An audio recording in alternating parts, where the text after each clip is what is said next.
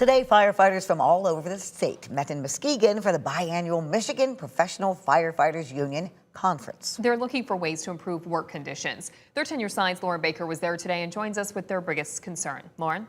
Yeah, Elena and Juliet, when it comes down to it, firefighters say they need more staffing, not only to keep their community safe, but also themselves. No matter the call, firefighters risk their lives every day to save others.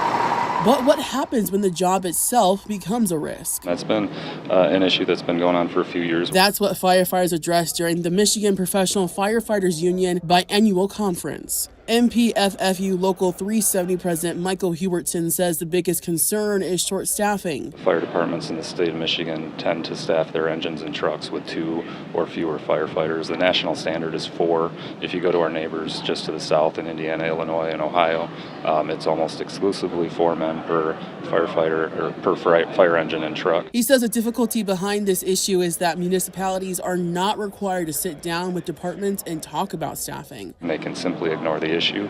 We're having to find ways to address staffing, and as you can see by the number differentials, we haven't been particularly successful until it's legally required. Which is why they are not only pushing for changes at the Capitol. The legislation that's on the table that we're pushing for would simply turn minimum staffing levels to a mandatory subject of bargaining, meaning that the employer can't ignore the conversation. But also using conferences like this one to make state and local leaders and the public aware how increased staffing can make a difference. The unfortunate reality is a lot of these fire scenes, property damage could have been prevented, loss of lives could have been prevented, and all things that if there was the appropriate staffing on scene at the time on the first engine, that would have been mitigated.